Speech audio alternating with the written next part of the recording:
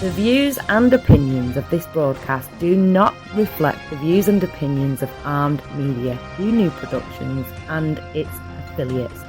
Enjoy the show. I'm a big fish in a small pond. Got my days free and my nights long. I create my own reality. Who I am is fine with me. As famous as I wanna be. Who I am is fine with me. It's who I am. It's who I am. Who I am is fine with me. The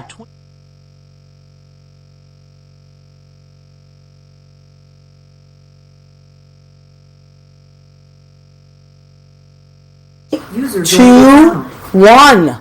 Hi, everybody. It's Maria from What's the Story with Maria. How's it going? Happy September 22nd. Yes, can you imagine? It is September 22nd, 2020. As I've been saying, the year that was and wasn't. So hopefully you will, this will be a little capsule, a little time capsule for you folks. You can go back and look and say, what were they doing during 2020 there in New York? We were doing many, many things. So I want to start the show tonight with a little, sometimes I start with a song, and my guest tonight is Mr. Will T.N. Hall. He is my favorite Brit of all time. So he and I wrote a song about 3 years ago. It was right around 3 years ago, around this time, that maybe 3 years ago.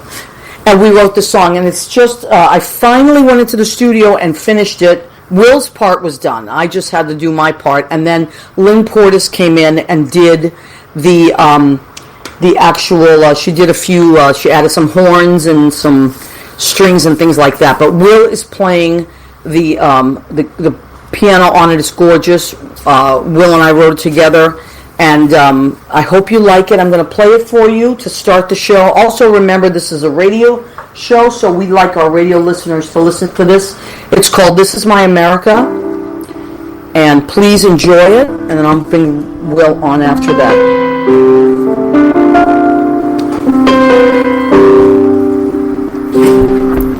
You may look and feel powerless. Think there's nothing you can do, but it's not true. It's not true. You may face a wall in front of you and think there's no way through, but it's not true. It's not true.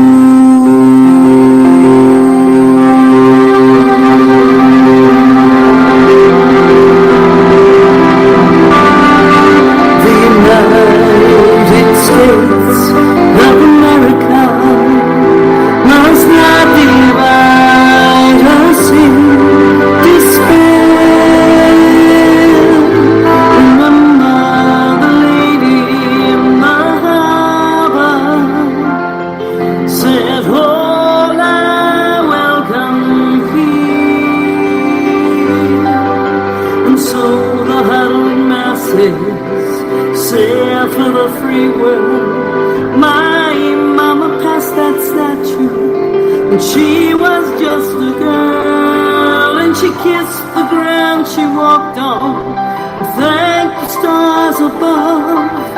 This is my America, the land that I love.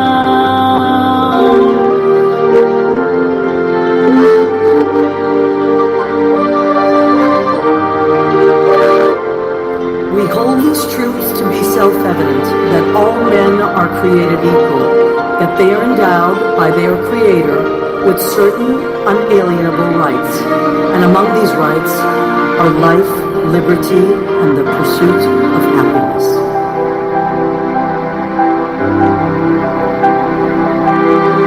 So they headed to America, the tired and the poor.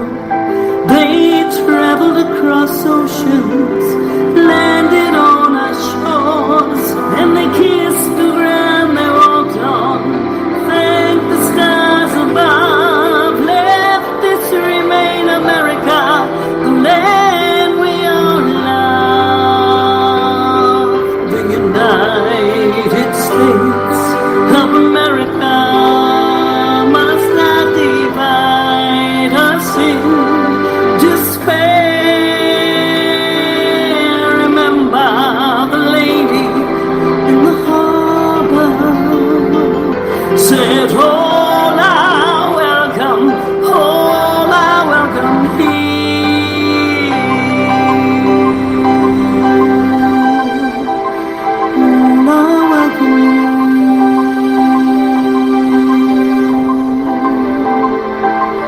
We may look and feel powerless, think there's nothing we can do, but it's not true. It's not true.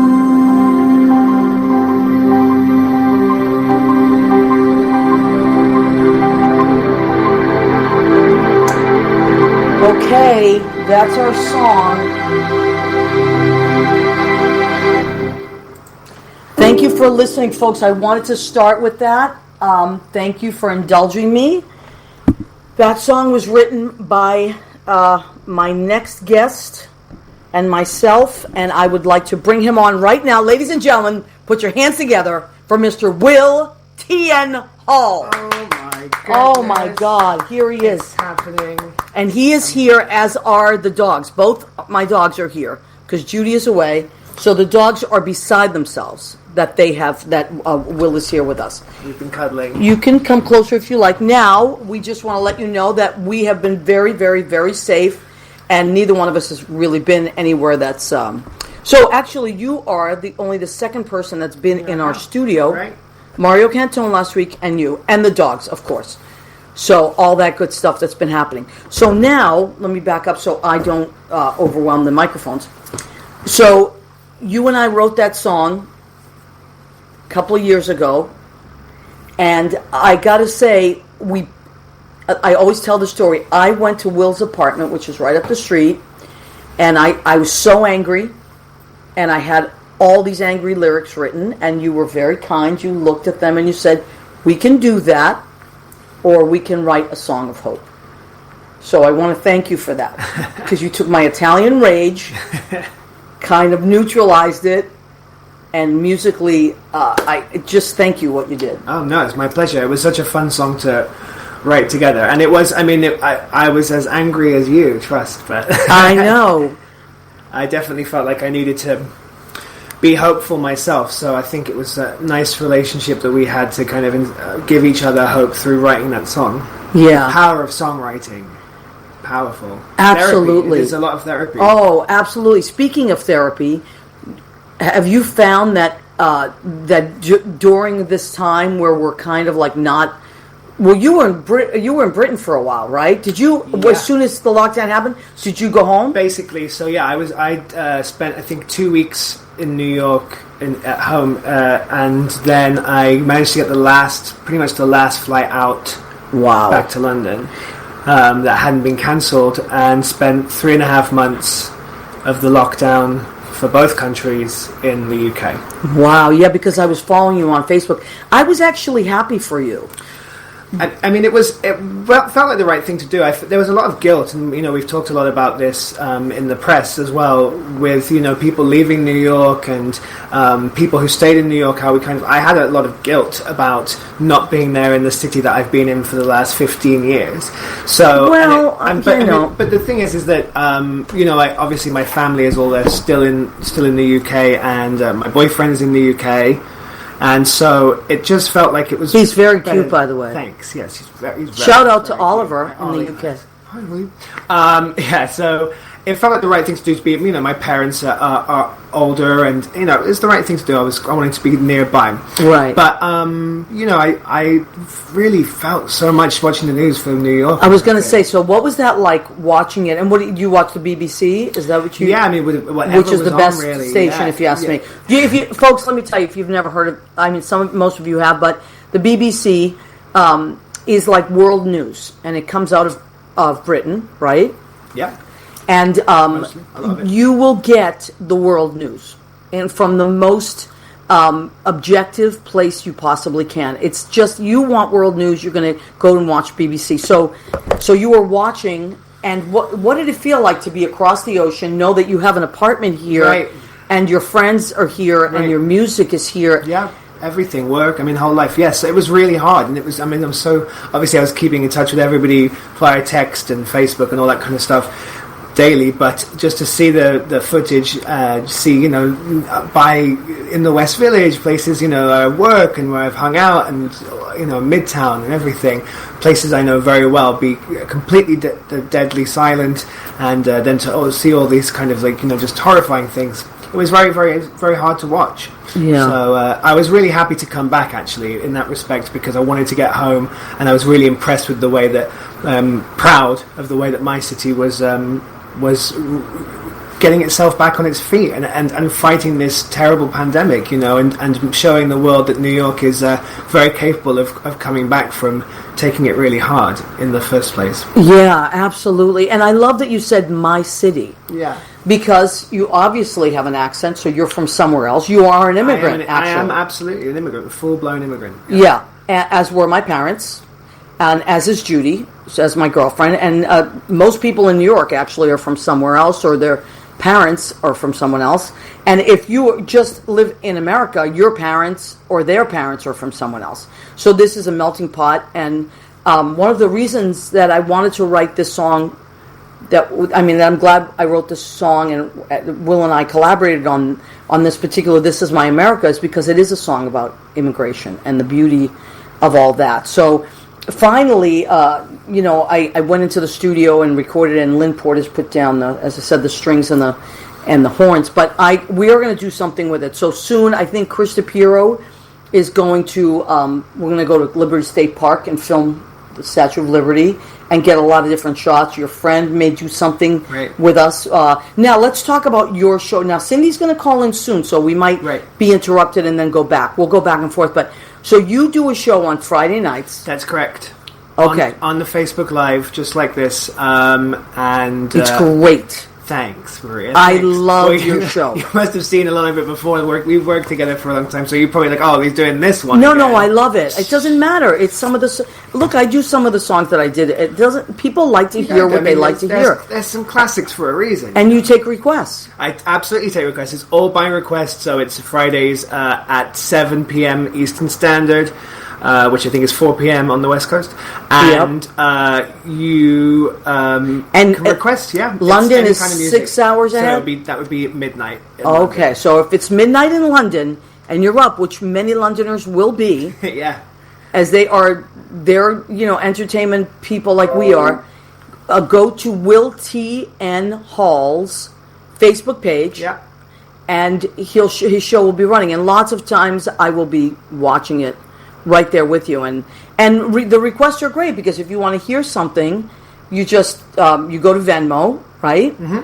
And your Venmo is what? The Venmo is William T. N. Hall, so it's all one word. Just William T. N. Hall. Yeah. And you send your request there, so whatever you want to hear, and if he has it or knows it or can get to it. And you always do. Yeah. So it's great. And if you can't make a donation, that's okay too. But it's great to get requests, because it keeps me trucking along. But absolutely, if you can make a donation via Venmo, that's good too. Well, it's absolutely, because we musicians are in a very strange place right now. Yeah, it's not great.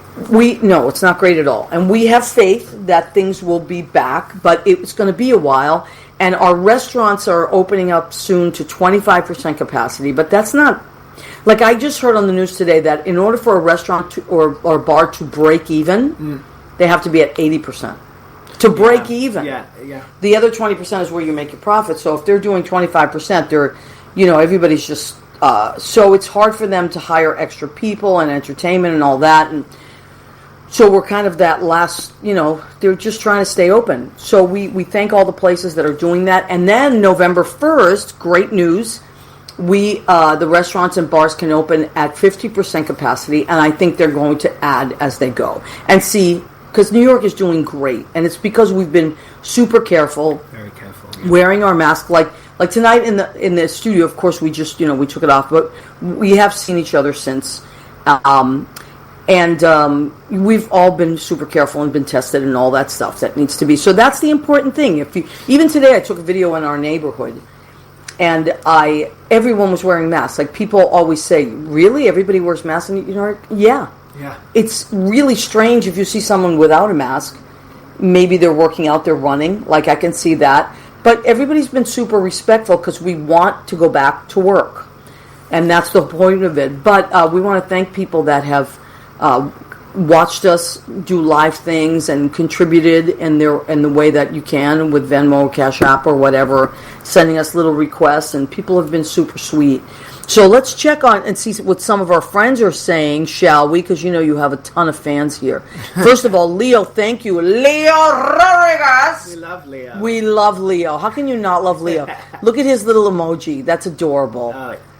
That is perfect. And then he put the American flag when we were playing the song. Mandar Chick Magnet is here. I saw Mandar this week.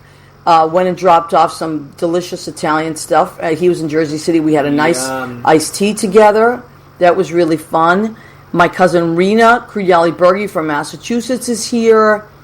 Jay Rivera. We love Jay Rivera. Love Jay. Beautiful. He sings, a handsome, wonderful singer. He's in shape. He's a physical... he's handsome, man. A personal trainer. So many handsome men. Ed Kutu, you don't know my friend Ed, but you would love him. He's a hairdresser. He's in Connecticut. Hi, Ed. At Blade Salon in Rocky Hill. We love Ed. Mark Schultz. Hello, Mark Schultz. Oh, Mark Schultz. We love Mark Schultz. How are you, honey? Bill Goffey, Trouble on a Bill Stick. Goffey. He's back. He's back in action now. I talked to him today. He's finally sprung back to action. That's great. Had a little surgery, but he's back to driving everybody crazy. Dominic Pupa, oh my God. Will there be nudity on this week's installment? Well, funny that you should say that. I don't think we're going to do it on the show. However, We just talked about that, didn't we just talked about it, and we can't move the stuff because Rizzo is laying on it now, our merchandise. I have the two dogs. I have Rizzo. Let me see if I can show you. Rizzo is laying on the merchandise as we speak, and then London is on the couch, and she's out like a light, which is great because they were both very rambunctious and very excited about seeing Will, and he had to give them a lot of attention tonight. A lot of cuddles. A lot of cuddles.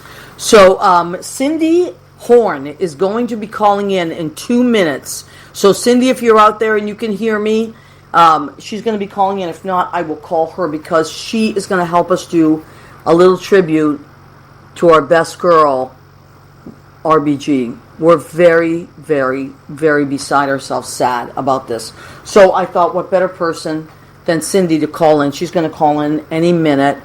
And if not, I'll call her. But so let's just keep checking on it. Mario Davila, who we adore. The best. From Brandy's, Lovely, which will Mario. all be back. We'll be back in the saddle soon. Yeah. So we want to thank Brandy's for doing that. And you can go to Brandy's now, and you can go and have a drink and sit outside. As a matter of fact, that's right. They are open outside. They have beautiful little seating.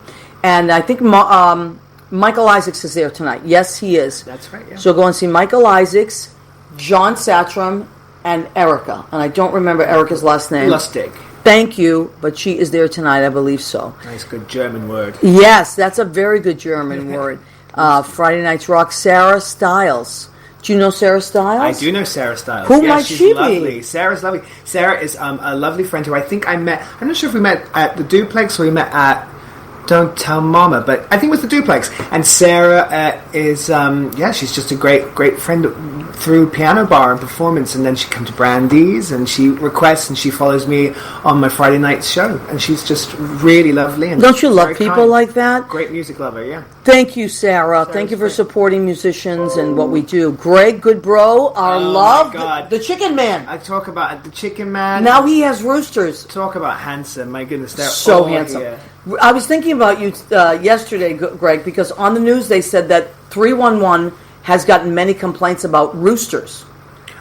It's like a new thing because people are home more, and so people are getting, animals and all that kind of things, and roosters are the rage. Right. So, although he's been the Chicken Man forever, but I thought of you because I know he just adopted 3 little roosters. Oh, yeah. Yeah. But they're not complaining about him on 3. No, he's way uptown. So Cindy Horne is calling in. Hi, Cindy. Hold on, honey. I put you on speakerphone. Can you hear me? I can. Can you hear me? Yeah. Bring up your voice just like you have it, maybe a tiny bit more, because I got to get you on 2 microphones. So the first thing I want to tell you is thank you so much, Cindy, for calling in. I wanted to do a tribute to our girl RBG. I have my little bobblehead up here she's always on top of my sign back there with a gavel. And so I took... Yeah, I have that very same thing. You do? I do. And I also want to tell you that for my show, usually I have a string of lights back there that are lit, I've never not had them lit, but tonight for RBG, I have dimmed the lights. So Just like Broadway. Yep, exactly. So my friend, my sweet friend Cindy, who is a lovely human being and a music supporter, she supported so many of us in these clubs, and I want to thank you for that, Cindy. And I'm so happy. You guys are always great. I miss seeing you in the clubs. I know, we miss you too, honey. Now, I needed you to call in tonight. Because when we all got the news, everybody was so crushed. And you know, a lot of people that don't understand about her or maybe haven't followed. And there are people, or maybe they're on a different side of things. You know, they may not understand what she means to us. But I thought that, well, first of all, tell everybody what you do, what your profession is. Well, I'm a lawyer by trade. I've done several. I was a teacher at one time. Then I practiced law for several years, and recently I've worked for nonprofits using my law degree. So my connections with Justice Ginsburg is really primarily as an attorney and what she did for women like me who wanted to go to law school. Wow. Okay, so you said that you actually met her, right? I did. I was very lucky to meet her. As most of you probably know, and perhaps some of you don't, as well as being an absolutely brilliant jurist and a wonderful human being, she was also really a patron of the opera. And in New York, in Cooperstown, New York, where incidentally the Baseball Hall of Fame is, there's also every summer is an opera festival, the Glimmerglass Festival, and I was lucky enough to attend, and she was part of the program the time that I attended, and I was at a reception and got to meet her. And her daughter-in-law is an opera singer. Wow. And so she you see her on stage and she looks so frail, and then all of a sudden she comes out and she just says the most brilliant things. Her mind, to the end, her mind was as sharp as a tack, even when her body had become really frail. So I was lucky enough to meet her through the opera. But really, the biggest impact she had on me, when she went to law school, she was one of 10 women in her class. And she got into law school because she was brilliant. She graduated at the top of her class.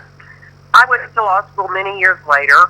I was not nearly as smart as she was, but because of the path that she had paved for women in the law, I was able to go to law school, and I don't remember exactly the statistics, but I'm sure that 35 to 40% of my law school class was women. And women were, it was not a question about whether you could get into law school by the time I went, but that's because of the path that Justice Ginsburg had followed and had fought for many years before those of us who were in law school when I went to law school. Wow, that's beautifully said, Cindy. Now, also, like, when you said she was one of 10 in that class, but how many were in that class at Harvard? It was a huge law school class. I'm sure, I don't know the number, but I would suspect there were at least 200 people. Right. And the head of the law school took those 10 women in her class to dinner that first week and said, how can you explain why you have taken the seat away from a man? I mean, wow. And when she graduated at the top of her class, she actually graduated from Columbia because she had to transfer because her husband, who was in law school at the same time that she was, got a job in New York. So she transferred from Harvard to Columbia and graduated at the top of her class, and she couldn't get a job. Right. Isn't that crazy? But also, her husband fell ill with cancer, and she had a 2-year-old. It blows my mind. Not only did she study for herself, she also went to his classes, and got all the information. It's unbelievable. Yes. A lot of people don't know that. Yeah, I mean, she was attending law school for herself in the daytime, getting all the notes from her. He was a year ahead of her, and he was at home suffering with cancer. So he wouldn't have graduated had she not been there to help him. And they had this 2-year-old child at the same time. You know, and what people don't know is how much she did for women's rights, for equality. And the first case that she brought on gender equality, she had been trying to make it legal for women to be treated equally and fairly as men, and the courts were even listening to her. So that first case that she brought and won, she represented a man who was being treated equally under the law. He was trying to stay at home and care for his ailing mother. Right. And his op had said, well, no, that's women's work. If you were a woman, we'd let you stay at home. So the beginning of her fight for gender equality came by her representing a man who had been discriminated against because he was a man. I know, it's amazing. In the movie, if you folks want to watch, I mean, you should definitely watch this movie. It's called On the Basis of Sex. And it's all about what Cindy is talking about right now. And also there's a great documentary. It's a CNN documentary. It's called The Notorious RBG. And they're running it a lot. But it's just mind-blowing in the way that she did that. And so that it's just, she's done so much more than anyone could ever imagine. But so many of the rights that we have today are because of her and her fight for things. Of the fight that she started. And you know, Justice Scalia was on the complete opposite end of the spectrum from her in the way the two of them interpreted the Constitution. So they were somewhat, I guess, kind of rivals on the court because they always saw things differently. But they were such good friends. Great friends. They both had a love of opera. They both had a love of great food. They both had a love of wine. And they both had a huge respect for each other, even though they never agreed on their interpretation of the Constitution. But, you know, for me as a lawyer, they really looked at the Constitution and they interpreted the Constitution and they could justify their rulings on the Constitution. Right. And so for me, as a lawyer, I had such respect for her because I believe that she really studied the Constitution, she studied precedent, and you know, by the time she was on the Supreme Court, she really was able to substantiate all of her rulings based in the law and not based on something that she just believed personally. Her rulings were always completely grounded in the law. Right, amazing, as it should be. And I even yesterday, I flip around from between MSNBC and CNN and Fox. I watch them all because I like to see what everyone is saying. And even on Fox, which tends to lean in a very different direction than I do, but they had Antoine Scalia's son was on, and I think they were trying to get him to say something. And he just would not budge, and I loved it. He was so in awe of her, and he said that his father loved her, and she loved him, and they were amazing friends, and he had nothing but respect for her. And I thought it was so amazing. Well, that's the way she and Scalia felt about each other.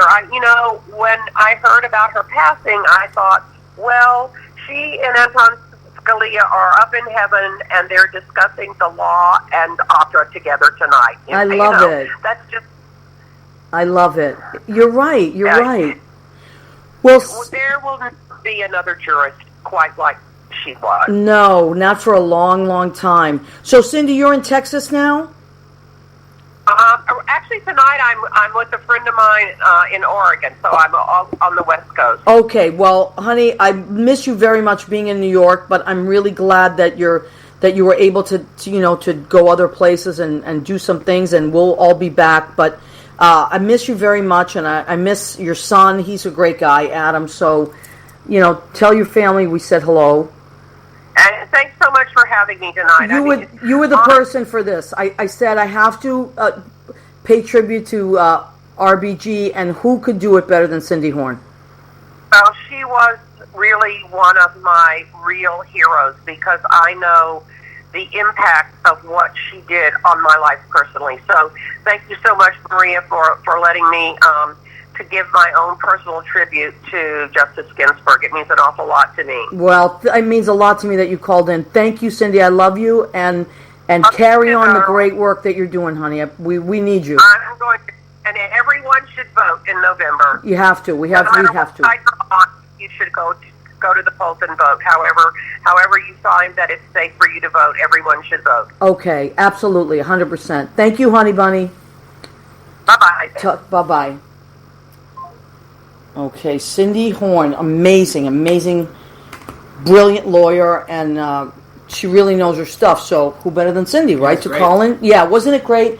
So once again, we love you, RBG. Thank you, Cindy, for telling us the story. And yes, the lights is the first time the lights have been dimmed in my studio. Okay, so let's check with our people, and then I want to talk about your Christmas album, because Christmas, believe it or not, is 3 months away. It's coming. What the hell? I still feel like we're in March, because it's everything. Okay, so let me see if we've missed anything. So thanks again to Cindy Horne. Just amazing that she called in. Wasn't that? Give me chills that she met her, right? She's perfect, yeah. I and love the that story. And I love that she was an opera lover. She really. Oh, look who's here. Kathy Roy Spees. She is the Director of Education at the Mayo Performing Arts Center in Morristown, New Jersey. She's my boss. She is amazing. She is amazing. Hi, Maria. I'm still full from your delicious sauce. I'm so happy I went out and dropped off some sauce in Jersey. I mean, everybody is just loving it. You've had the you're buying some bolognese tonight. I'm buying some more today. Yeah, exactly. I can't stop. Oh, and Brian Johnson, my friend in Massachusetts, he loves London because his daughter raises King Charles Cavaliers. Yeah, isn't that cute? They're really cute. They are cuties. They're lovely dogs. So we have Mario Davila, our beautiful friend Mario. Kenny Holcomb. Oh, we love Kenny. Another beautiful man, beautiful voice. Gorgeous voice. Gorgeous. And Kenny, congratulations. Today was a big day for Kenny. He had some dialysis issues, and now he is off dialysis. Kenny, I could not be happier for you. So we've been rooting for Kenny all the way. Derek Bridgewater, we love him. Derek, yep. We know love Jennifer Pace. Oh, Jay Pace. The Jennifer in the Pace. House. I'm being surprised that she isn't streaming right now herself. I know. She's on fire at the moment. She is always on fire. And she's also her boyfriend, Andrew Cuomo. Oh, that's right. She's always posting. How is she finding the time? I know. Honestly. Well, that's what it is. And now I think that she has a new neighbor. She does. She has a very, very talented... Mr. Bucheri. I mean, think of what we're going to see in the months and years to come. On that terrace. On that terrace. My friend Stephanie Block-Egan. I had Maria's bolognese last night. Oh, my God, Stephanie. It is. It's a sensation. It really is. And Stephanie was one of my students at Mayo, but now she is also... I have a women's writers group that I started during the pandemic because I personally was losing my mind. And I thought I have to do something. And so I invited all these women that I love in my life that are writers and I needed to be in this group. So we meet on Zoom and we've been writing amazing stuff. And Stephanie's incredibly talented. So Cindy Horne, thank you, Leo. Leo Rodriguez has posted Cindy Horne's info. Thank you. Cindy was amazing. Wasn't she amazing? Cindy, well, yeah, you gave me chills, again, Cindy. You really did. Okay, so Mandel, let me see. I think we've got, I just don't want to leave anyone out. Okay, so, and Gene Simpson, I know, Gene Simpson she's in Indiana, or Illinois, or somewhere like, Illinois on the crest, the cusp of Indiana. So, anyway, I know Gene from Massachusetts, so we grew up together. So when you come by this way, I'll make you some sauce. Okay, now, let's talk about this Christmas album. Okay. What's it called? Okay, well, it's called Beacon. Holiday album. Beacon is in light. Yes, and this is the first time I'm talking about it. So is it okay to talk about it? Yeah, this is. I'm excited. This is breaking news, I guess. It's totally breaking my news. coming out Wait, party. ding, ding, ding, ding, ding, ding, ding, ding, ding, breaking news, everybody. Tonight on the What's the Story with Maria, Will T. and Hall announces his new Christmas album. I mean, it's. I couldn't be happier to be talking about it on your show, but yeah. So I felt that it was, as you just said, really, with your writers group and everything, and you have been so creative, like Jennifer as well, by putting your music and your art out there. Because we have had a lot of time on our hands, more than we've ever had, and also, you know, we're not used to kind of staying still and being quiet and being still. It's quite hard for a lot of artists to do that, to be forced to do that for long periods of time. So I thought that once things were easier to go about in New York, easier to get places, and, you know, start to be slightly normal. I would try and do a holiday album, and so I've been in the studio for 3 weeks. Wow! About halfway through, so I'm trying to get it done, and it's just little old me. And that is amazing. So you're by yourself in the studio, and you've written all the parts, right? Well, basically, I have a great engineer, this wonderful engineer, Chip at PPI Studios. Thank you, Chip, and. I'm just me at the piano, this lovely, great, big, yellow, gorgeous grand piano. Wow. And it's just variations on themes of carols, mostly Christmas carols. There's an original in there. There's you know, bits and bobs for everybody, whatever your beliefs, denominations, whatever you do for the holidays. It's music that will work, hopefully, from Thanksgiving through to January 2nd. Now, I got to tell you, some of my favorite albums are by Jewish artists. Well, my favorite Christmas albums are by Jewish artists. You happen to be... I happen to be technically a Jew. Yes. That is the correct. So I was very excited when I heard that you were writing a Christmas album, because Barbra Streisand, you know, Irving Berlin was Jewish. That's right. And wrote White Christmas. Julie Stein. Wasn't Julie Stein a Jew? Yes. Yeah, most great musicians. I mean, it's, you know. Let's just, it's just like great chefs are Italian, lots of us, and you know, operas, you know, different things. That's right. So I am very excited about that. I am too. It's been a... Did you start in London when you were in London? Or did you come here and then say... The idea actually came last year when I usually play Thanksgiving at the Laurie Beachman, and I play for the entire day. Right. And I just do a run-on variation on every holiday song I know in my head. Oh my God, that's right. What if I recorded like this with the songs that I knew I could get the rights for, or that were in public domain? So that's what, and I was like, you know, if there was a year to do it, it would be this year. Absolutely. So I wanted to do something that was hopeful and artistic for me, and to feel like I had made something, as well as writing other bits and bobs that hopefully will come to fruition in time. But I wanted to put something out now, and to maybe give something to my friends and my family and people who have watched me and been part of my stream and part of my career so far, and something for them to listen to. Now, a lot of people that are listening to the show tonight have never met you, but I can guarantee that he is brilliant.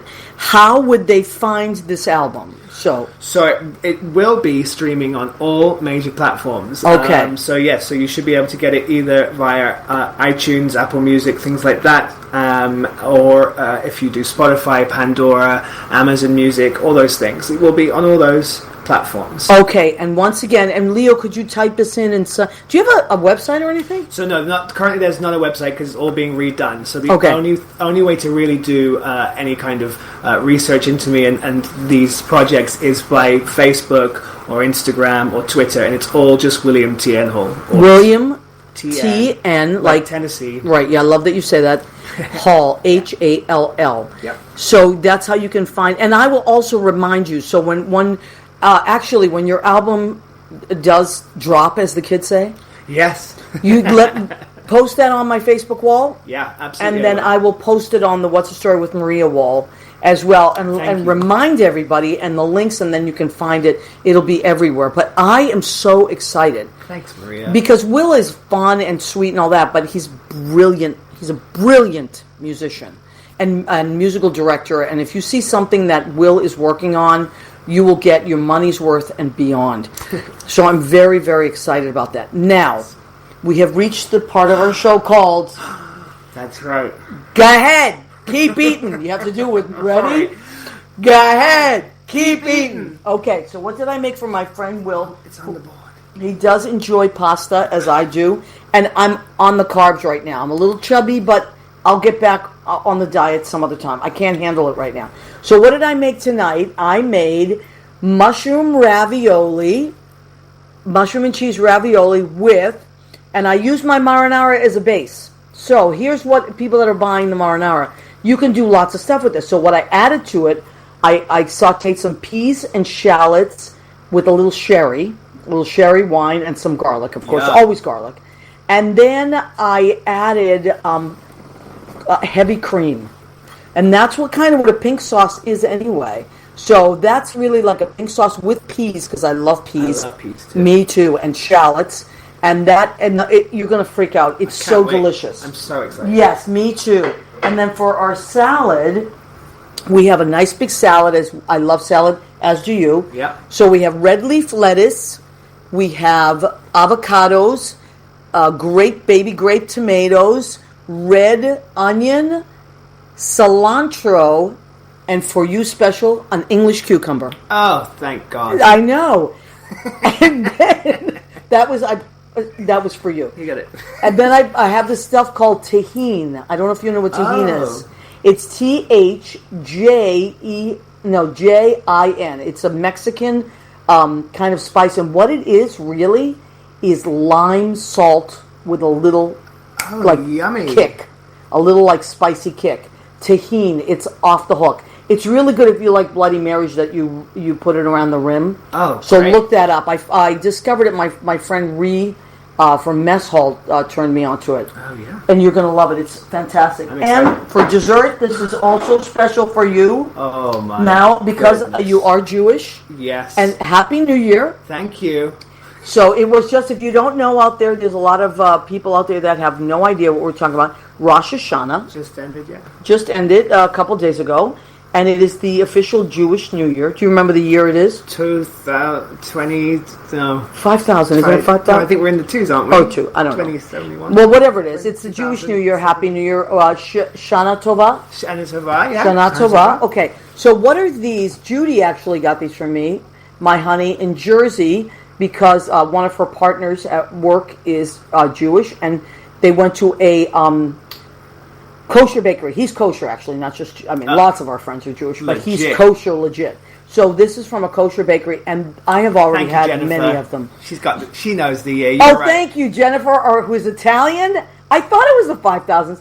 Italian and a Jewish. Now, you know why I knew it was the 5,000s? Because there's a comedian, I think his name is Dan Rosen, who's Jewish, who used to do a really funny joke about how the Jews were way ahead of the China in years, and he said, so for 2,000 years Jews had to live without Chinese food, and I thought that was before. So Jews were on the planet way before the Asians were on the planet, and so he said, how did we live without Chinese food for 2,000 years?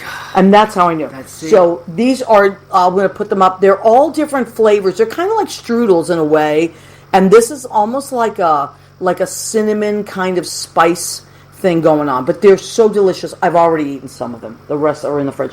But these are for us, our Happy New Year treats. So that's what we're doing at What's the Story with Maria tonight. A lot of food, a lot of guilt. That's true. Right? I know. And I have my RBG shirt. The name of our show tonight is, and Will named it for me, because I was like, what are we going to name our show? RBG and GBR, which is Great Britain, he said. So I wasn't even thinking along those lines. But if you're looking for us on podcast, you can go to Spreaker, Spotify, and iHeartRadio.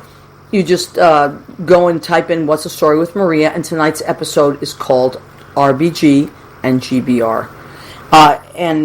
Once again, thank you, Cindy, for calling in and doing all that. Now, Mandar always writes down all my recipes. I love that. Someday is going to have my recipe book. Yes, rugula. It is very much rugula, strudely, all that delicious stuff. I mean, I had a giant box of it. I can't tell you how much I already ate. But Rena's Happy New Year to you. Yes, thank you.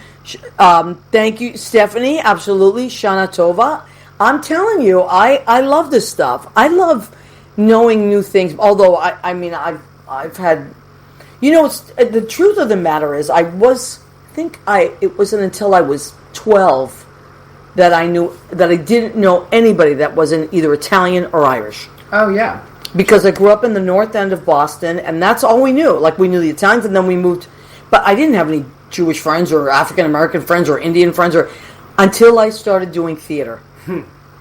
And that was when I met, like, just a cacophony of incredible cultures. And it was just like it bombarded me with joy. Like, it was just like that all of a sudden, like, you're a kid and somebody goes, like, you have all these options in life. And I was meeting new people and going to people's houses and celebrating different things and learning about new foods and new cultures and music, and just blew my world wide open. Theater. Yeah. Now, you have talked about this many times. In Britain, it's very different with the theater programs. They're very intense, right? As kids? As kids? Well, don't you have more exposure almost than we do to the arts? I think that we certainly, when I was growing up, I was pretty fortunate, and there definitely was a lot of theatre in my schooling and music. I'm not sure if that's still the case, because I know that a lot of things consistently, things have as time goes by, more and more the liberal arts kind of has its funding taken away and is stripped, much like things that's happened in this country with drama and music and fine art and dance and things like that. But I was very fortunate. We had a great drama program growing up, and we had a great music program, and it really is because of that I think I went into this career and managed to get the academics. Now, how old were you when you started taking piano lessons? I started pretty late. I started piano lessons at 8, I think. So that's late? Wow. But, that's late. That's late if you want to be like, you want to be, playing concert halls and doing this, kind of carnival. And was there someone in your neighborhood, or was it a family member? There was a music school. And, great. And you would go upstairs. It sold pianos, and upstairs they had a kind of a classroom, I guess, where you all would put on headphones. And I did my first few years learning keyboard skills on an electric keyboard, because he could teach. It was a really good money-making scheme, actually, this guy had, because he would take in like 20 kids, or various ages, and they'd all have their headphones on, and then he'd go around each one, and then each one he would go to, they'd take off their headphones and he'd check in on them. 10 minutes, done with that one, goes to the next one, and he'd get all that money in one session, so he could have amazing, lots actually. of classes. So that's how I learned for a few years, and then I went and had proper piano lessons after that in middle school. Wow. So in secondary school. So it was because the way you play. The reason I asked you too is because the way that you play. I mean, you play a lot of Broadway. You play pop as well, which I love. But even the way, like that song that we wrote, and I remember saying to you, like, my vision for this is that because I was thinking of my mother coming over on the boat, passing the Statue of Liberty, and I said, it's almost like I want to feel like I'm on this boat. And you're very, like, elaborate in the way you play. It's one of the things I love about the way you play. Thank you. You don't just play chords, and everybody's got a different style. But what makes your style distinctive to me is you're very flowy, and there's so much happening. You feel like you're listening to two instruments or 3 instruments, and it's only one person back there. It's just amazing. So was that just a style that you loved, or was it what inspired that style? Probably lack of good technique, really. I beg to differ. I feel like it is great technique. Yeah, it's probably in all seriousness, it's probably a kind of a stubbornness to adhere to a standard practice, and I was always really into making things up and improvising. Okay. So I think then when I was taught how to technically play and theory and all that kind of stuff, I took in what I wanted to take in, and I left out what I wanted to leave out, which you're not supposed to do, right? When you learn but I do that with the guitar. Right, and that's what a lot of creative people do. What you're supposed to do is supposed to take everything in, and then when you've learned everything, then you can throw things out. Yeah. But you can't throw things out until you've learned them. Right. Sometimes I just skip them because I don't like that. Or I have certain chords that I can't play because they're just I find them too difficult. Yeah, I mean, it's so I'm very like, hard. nah, I'll just, and I find something else, but it happens to be pretty, so I understand. Yeah, there are, you know, a couple of cons to it for sure. Now, speaking of that, you do this other thing that you make videos of, where you're literally creating as you go. Have I seen something like this? Yeah. So what are those? Because I get lost in that when you do that. So explain. We have I can't believe it. We have about 5 minutes left. Oh. But I know it Time flies goes by. when you're having fun. Yeah, well, so that's actually really what the holiday album is a lot of. It's a lot of kind of taking the theme and then running with it and sitting down for, you know, sometimes I go on for 10 minutes per track, which I'm going to have to scale down, obviously, because, you know, sometimes that's fine, but sometimes it's not. And it's just kind of riffing on that theme and hoping for the best. But at home, that's really how you find some good stuff if you're trying to write a musical or trying to write a song or whatever. You can just kind of go off into your own little world, and like, you know, 75% of the stuff that you're getting is probably not going to be anything you'll ever use, but you might get that one little hook or that one rhythmic structure that you love, or that chord progression that you've would never have thought of, but it just came to you. And this is probably because you were just heard that, you know, Ruth Bader Ginsburg died, and so you have to write from that place, even if you don't know, you know, what you're writing for necessarily, apart from that emotion of what's happening in your real life. Right. And so and it's fun to put those things on Facebook and stream them, because it's I guess, as I know, I've got the dog snoring. I told him, wait, I know. I said to him, London's out. London's out like a light, right? And I said, the funny thing about London is she's a snorer. So during our show, when she's most relaxed, she will start snoring. And there she is, she's snoring. It's my soothing voice, no doubt. That's what well, you were talking about just losing yourself in that, and she started snoring. Yeah. Well, so, yes, this is the reality of having pets in the studio. The asleep there they are. They're out like lights. And I was going to show our merchandise, but I can't even do that because Rizzo is on it, and I don't want to bother her. She's snug. She's out. So we will remind you quickly, I do have merchandise. I have cups. They're $10. Actually, in the company that I use, which I told my beautiful British friend, it's from London. The company's from London. They're called T-Shirt Studio, and they make really great stuff. So these cups are $10. I'm giving these things away because I just want people to have merchandise. I can't wait to get my apron. Your apron. And then take my photos. Now, the aprons are $25 because they're more expensive, of course. They're beautiful. The tote bag. The aprons are blue. Blue is the color this year. Love it. This is our color this year. Think blue. And then the tote bags are $10 as well. So Will is going to have an apron. And now Michael Vaccaro this week got his apron. He's in LA. I sent him one, and he took it. He was naked as a jaybird under that apron. My goodness. And Will said he may have to. I felt like I had to match that. So we may. He's going to take. It's going to happen at home. He will take a photo of him in the apron, perhaps nothing else, and we will be posting that. So that is in the wings. Yes. Now, I like to throw out this question. Oh, people are saying, okay, babka. Yes, thank you, Cheryl Giuliani Rubenstein. Yes, so there's babka, there's rugula, there's little strudely things. Yes, those are our desserts, and we love them.